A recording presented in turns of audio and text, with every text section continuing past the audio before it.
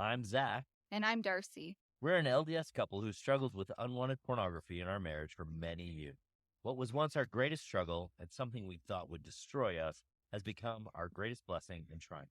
Our hope is that as you listen to our podcast each week, you'll be filled with hope and healing and realize that you too can thrive beyond pornography and create the marriage you have always desired. Welcome to Thrive Beyond Pornography. We're so glad you're here and we believe in you. Hey, everybody, and welcome to Thrive Beyond Pornography. I'm your host, Zach Spafford, and today we are going to talk about the art of motivation. And I often talk about how when it's time to eliminate pornography from your life, we do it without motivation and willpower. And what I mean by that is you don't have to have an immense amount of motivation in a moment where your brain is offering you porn to eliminate a pornography struggle, because what happens is that over time, motivation often fades. Motivation and willpower, they will fade over time, every time. And the reason for that is that they are designed as finite resources for finite external problems. That's what they're designed for. They're there to help you get away from something that's chasing you. They are there to help you deal with something that is outside of you, something that might kill you, or something that you have to accomplish in a very short period of time by dealing with an externality like getting food or something like that, okay? So that's where motivation and willpower have their highest value. Where they lose value is in the long-term internal difficulties that we deal with. And so what I'm talking about here is not motivation on an external scale. What I'm talking about here is the art of motivation on an internal scale, discovering sustainable and enjoyable ways to achieve our goals. Motivation is a powerful force that often can help us propel ourselves toward our goals and aspirations. It plays a crucial role in our personal and professional lives. It drives us to take action and achieve meaningful outcomes. However, the way we motivate ourselves can greatly impact our experience and results. In this conversation, I just want to explore the different strategies that we have for engaging the motivation that we want to engage with in our lives. So the motivation that we're talking about here is, who do I want to be, essentially? And I want to highlight some of the different approaches that are more consistent and sustainable and enjoyable over time. By changing our mindset and adopting powerful narratives, we can transform our motivation and achieve success with ease and fulfillment. And it doesn't have to be, and when I say ease, what I mean is make it into a habitual way of dealing with ourselves. A lot of times, what we think about motivation and willpower is I got to dredge up more of this in a moment when things go bad. But when I talk about ease, what I really mean is, how do I habituate this? How do I turn this into a habitual way of thinking about this particular problem, or dealing with my brain, or offering myself encouragement, that sort of thing. So one of the biggest pitfalls of traditional motivational strategies is that they often rely on a belief that we are deficient in certain areas of our lives. I'm not enough when it comes to pornography. I'm not worthy because I continue to view pornography, or I have viewed pornography in the past. This mindset manifests as feelings of being behind, not enough, unworthiness. We often feel pressured to then prove ourselves or accelerate our progress, be there already, or even constantly compare ourselves to others, like so-and-so doesn't have this problem, or I wish I didn't have this problem, or I should already be there because I'm X number of years old. While these ways of talking to ourselves, they start, so basically they're negative, they can sometimes provide temporary bursts of motivation. I don't know if you ever got yelled at by your parents when they were ticked off that you hadn't cleaned your room. They often lead to this cycle of hustle and then burnout, and the focus becomes more on catching up or meeting external expectations rather than finding joy and fulfillment in the process. And from my own life experience, if my parents were mad, they're like, you need to clean your room, and they yelled at me to get it done, I would get it done. But then it would fall into disrepair. It was only when I was like, what do I want my room to look like? Who do I want to be? How do I want to live my life personally? That I started to clean up my room and make myself the kind of person who had a clean space all by myself, right? And I didn't need their external motivation. I had an internal motivating factor that allowed me to make those shifts on my own. So instead of perpetuating this narrative of deficiency and negativity, we can cultivate a mindset of empowerment and sufficiency. Like, this is how I like it, and this is who I want to be. So when it comes to pornography, the shift begins with questioning the validity of these self-imposed stories. Like, what if I was never truly behind? What if my worthiness and success were not tied to somebody else's measures or timelines, somebody else's idea of who I was supposed to be? Recognizing that these notions are often self-imposed and subjective can open you up to this world of possibilities for sustainable motivation, internal motivation, the kind of motivation that allows you to be the person that you want to be without necessarily having to be perfect or having arrived yet, but being on your way. And that's a huge difference and a huge shift in the way that we think about it. Motivating ourselves without relying on feelings of deficiency is not only possible, but it's also more effective in achieving long-term success. By cultivating positive emotions and mindsets, then we can actually tap into an endless source of motivation. Us, this person that we like being, this person that we desire to perpetuate internally. So here are some empowering ideas, emotions, mindsets that you can consider when you think about, well, how do I quit porn from an internal process, an internal compass of motivation? Meaning, how do I quit porn by moving towards my values rather than being negative or upset or frustrated by who I'm not? So first one is love and enthusiasm. When you find joy and passion in what you're doing by connecting with the love and enthusiasm that you have for your goal, that genuine excitement can drive you forward. Take the work that Darcy and I do as coaches to help people quit porn. We love talking about this subject. We love solving this problem with people. We love making it a part of our day. We actually, the other night, Amber and Josh, Amber just happened to come to the pool where my wife and I were, and we had a great conversation. Amber and Josh actually live in Texas, but very, very small world. Amber's mom lives across the street from my parents, and we were both at the pool at the same time, and I looked at her, and of course, I don't stand up and go, "Hey, Amber, it's good to see you. Let's talk about how," because, confidentiality. I don't want people to feel like they can't see me in public and say hi. So I basically pretend that I don't know her. And I'm like, "Oh, hi, nice to meet you." And then, of course, she's like, "It's fine. We're good." And we got into a great conversation, but our love and enthusiasm for this conversation, for this subject, helps propel us to greater and greater connection and greater joy in being porn-free in our lives. Number 2 is compassion and authenticity. I don't know anybody who would treat their friends the way that they treat themselves when it comes to porn. Too often, when it comes to pornography, people beat themselves up. I'm not enough. I can't do this. I've screwed up too much. I'm a bad apple, whatever it is. And we are mean to ourselves. And if you can just start to treat yourself the way that you might treat your little brother or your little sister or your best friend when they struggle with pornography, that is going to propel a motivation within you that I don't think you can match outside.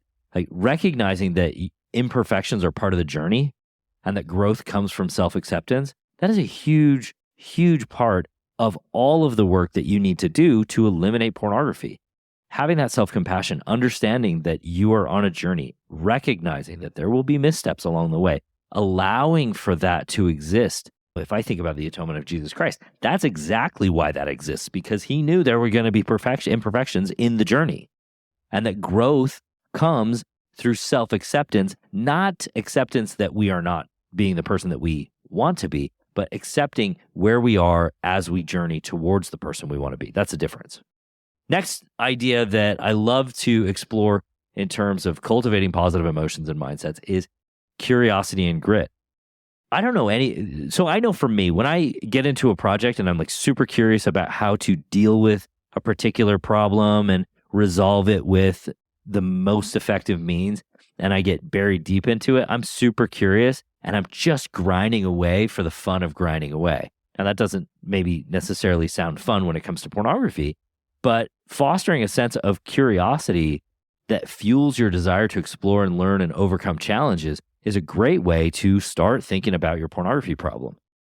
Like, what's going on for me? Why is this happening? What is it about pornography that allows me to turn away from my values in a moment and then come back to them afterward and go, man, I shouldn't have done that. Combining this with grit and perseverance and resilience to stay committed to your goals allows you to see this thing to the end. When you're curious and you're willing to grind it out, take that grit and just keep pounding, keep working, keep trying, keep thinking about it differently, learn new ways of dealing with the problem, learning new techniques, new processes, new systems. All of a sudden, that 1% improvement every single day gets you to a place where, holy cow, you're so much better than the person that you were before. You may not be to where you want to be automatically. You may not get there in one day, but you certainly will get there eventually if you will stay curious and you will stay gritty, keep grinding. Okay, next one is gratitude and abundance. Now, this probably sounds dumb, but the truth is, the more grateful we are, the more likely we are to have a sense of ourselves that is happy, fulfilled, and capable. So when you cultivate an attitude of gratitude for what you have and the progress you've made, that helps you shift your focus away from any perceived deficiencies that you have, and instead you appreciate the abundance in your life, the good things in your life, and you're able to make those things bigger in your life. And the bigger that the good things are in your life, the more you're able to focus on them, and the less your brain is saying, hey, let's escape. Let's run away. Let's get rid of the stress or the frustration or whatever it is. These are ways that your brain can be motivated without it feeling like a chore. Okay, last one, purposefulness and trust. This is about aligning your actions with a clear sense of purpose and trust in your abilities to navigate the path forward toward your goals. So one of the things that I believe about myself is that I can fix anything. If I've got enough YouTube, the right tools, and the will to fix a particular thing, I trust myself that I can do that. Whether that's a house problem, whether that's a car problem, no matter what it is, I feel like I have the ability to fix anything. If I have purpose behind fixing that thing, meaning early on in our marriage, I had to take care of all our cars myself. I didn't have the luxury of being able to pay a mechanic. So the purpose was getting to work and taking care of my family. And the trust that I had in myself was that I could do it if I tried and I had the right tools. That was huge. And I was able to solve so many problems. When it comes to pornography, there's purpose in that, right? The purpose is I want to be the person that I tell myself and my wife and the people around me that I am. I want to be the person that I represent to other people. I want to be that good guy. And I can trust myself that I can figure this out. That's a huge motivator. I feel motivated to keep going, even when it's tough, even when it stinks, even when it's harder than I thought it would be, even when it's not going the way that I thought it should, even when I got to ask somebody for help. It's one of those things that I know if I've got an important purpose and I trust in myself that I can achieve that purpose, then I can keep going. I can navigate that path no matter what. And by trusting yourself in the process, you create a foundation of self-belief and confidence. So many of the people that I work with, the struggle is with self-confidence. They struggle being confident. They struggle because they have told themselves so many times, oh, this is the last time. And then what happens? They turn back to pornography. And so their confidence is waning because they don't trust themselves to be the person that they say they will. Because they have proved to themselves over many years that they can't do that. Well, change that. Start by believing that you can resolve this. Maybe it won't be today, but it can happen and you have the purpose to do it. That's going to give you that self-confidence. That's going to help build on the confidence that you have. That's going to build a greater self-confidence than maybe you would have had otherwise. And you're going to start to see change. So those are the 5 key ways that you can cultivate positive emotions and mindsets so that you're no longer falling into the traditional pitfalls of motivational strategies, right? It's love and enthusiasm, self-compassion and authenticity, curiosity and grit, gratitude and abundance, and then purposefulness and trust. And instead of constantly striving for close calls or temporary victories, consider adopting a decisive victory mentality, meaning emphasize the clear and unequivocal nature of the win, convey a sense of dominance and achievement, like be real, like this is better than it was, and that's a clear victory, and I won. I only watched porn for 10 minutes instead of 30. That's a clear win. I won. Because this signifies that you've not just met your goal, but you've exceeded them with confidence and authority. And becoming the dominant force that consistently overpowers a challenge can be exciting and fulfilling. And part of that means redefining what it looks like to be successful. A lot of the guys, so the example I used earlier was, this is the last time. So what if instead of this is the last time, we redefine success as, I am going to view pornography at least 1 minute less than the last time that I viewed it. That is success. Redefining that success as a sustainable progress that aligns with our values and brings you joy, that's a winning strategy. That's a winning motivator. Focusing on the intrinsic rewards of personal growth and fulfillment and the positive impact that you create rather than solely on the achievement of never viewing pornography again, or the external validation of someone saying, oh, you're on your way, you're getting better.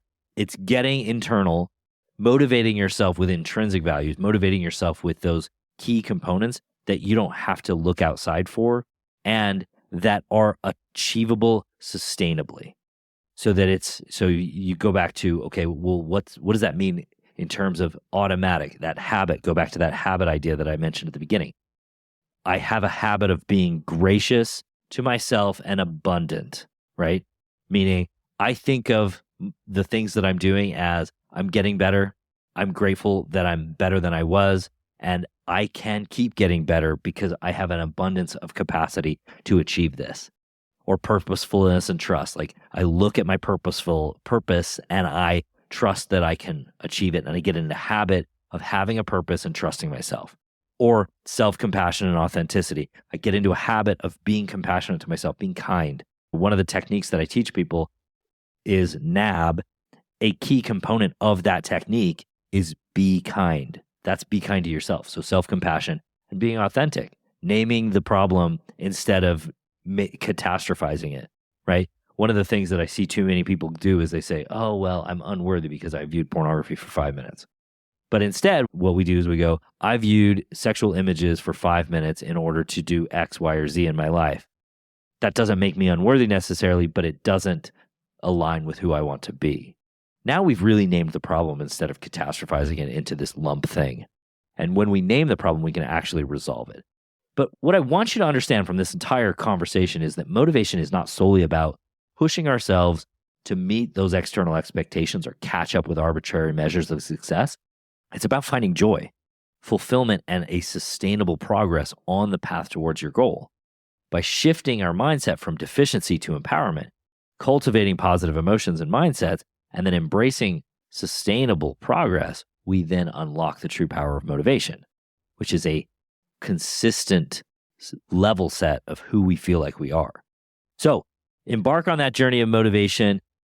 Start working on any one of these. Start creating a habit of around any one of these in order to create that internal motivation, and you will start to see progress. By the way, that will not be all at once today, but the more you practice each of these ideas, love, enthusiasm, self-compassion and authenticity, curiosity and grit, gratitude and abundance, purposefulness and trust, the more likely it is that you will make them habitual, and then they will be automatic in your life.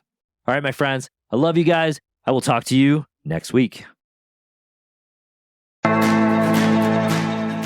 Thanks for listening to Thrive Beyond Pornography. If you're seeking guidance and support to overcome pornography for good and begin creating a thriving life beyond it, check out my free webinar, How to Overcome Pornography with Skills That Actually Work. You'll learn practical, proven skills guided by an expert coach who has personally overcome pornography. Whether you're getting started for just yourself or along with your spouse, Darcy and I can teach you the tools that will help you put your life on the right path for you. Be sure to check out the show notes for a direct link, and if you could take a moment to leave a review wherever you listen to podcasts, it would mean the world to us. Your reviews play a significant role in helping others discover the show so they can join us on this transformative journey. Thank you for being part of the Thrive Beyond Pornography community. Until our next episode, stay strong, stay focused, and keep thriving.